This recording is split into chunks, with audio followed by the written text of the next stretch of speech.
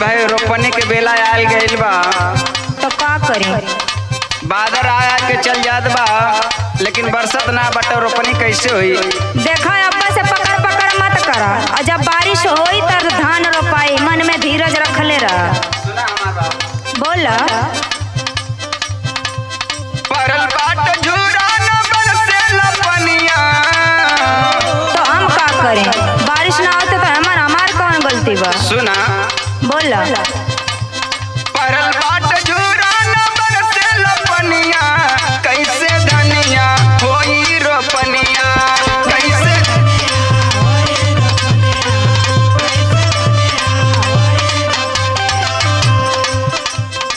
हमारो बात सुना। बोला। मन में धीरज रखले रह। बारिश कबो न कबो होबा करी तो धान रोपाए। अच्छा बतिया बूझा हो दिल जनिया, बतिया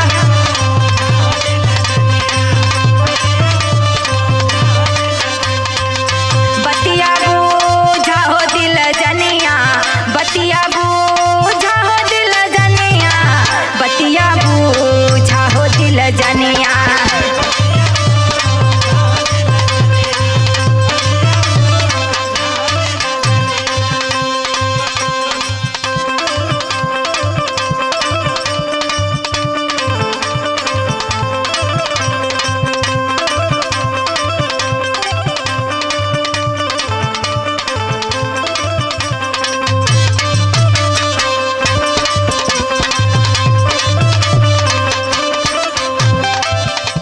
सुना भाई, एमन बात बुझे के जरूरत ना बा। पवन पुरवैया बहत बा कैसे? खाली बहे पुरवैया बयरिया,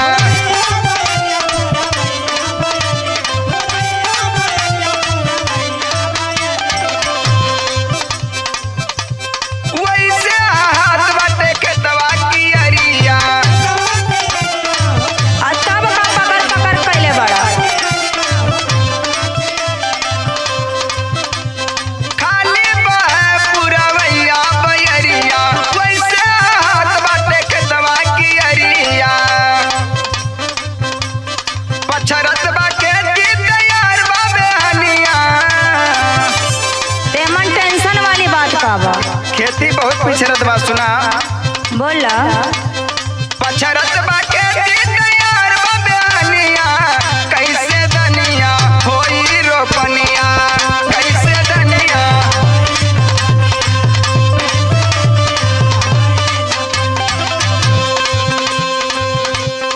हाय घर में एगो तोहर बहन बाड़े।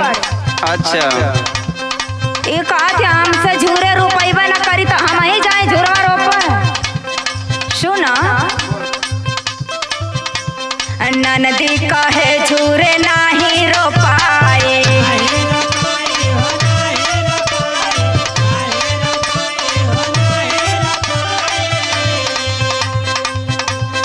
भैया से कह दे पानी दे हकवाए।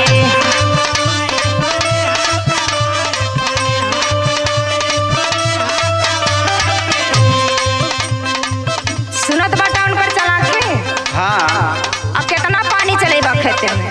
अब भाई ना बरसी तो चलो ही के पड़ी। ननदी कहे झूरे नाही रोपाई, भैया से कह दे पानी हकवाई। ऊपर से घाम जरे नीचे से पनिया, बतिया बूझा हो दिल जनिया, बतिया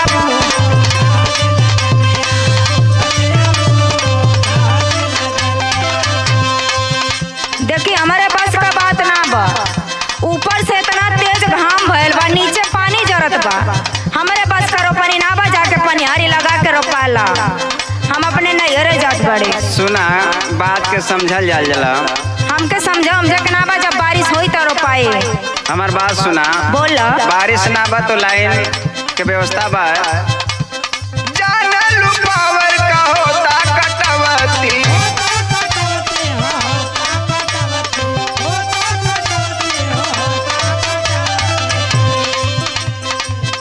गर्मी इतनी पड़त बा कि लाइनियों कट जात बा, लेकिन भाई भाई मजदूरी बा करे के पड़ी, अगर खेती ना कर ली तो खाल कहाँ से जाई। सुना हमार बात। बोला नहीं तो अपन टिबिल चलती,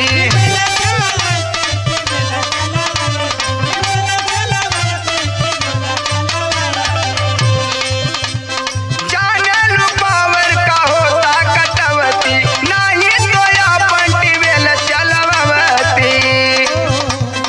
अच्छा तो बतावा ट्यूबवेल से कितना धान रोपाए? भाई कहे के पड़ी, मजबूरी के नाम महात्मा गांधी। जितने का धान ना उतना तो डीजल फुकाई जाए। सुना बोला सुमन मुकेश भर जाता सिवनिया,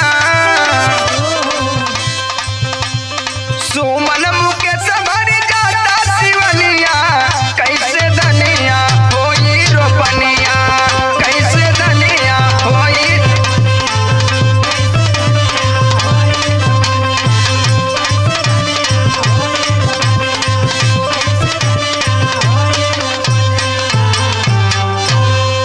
चला यही में जर मर के रोप ला।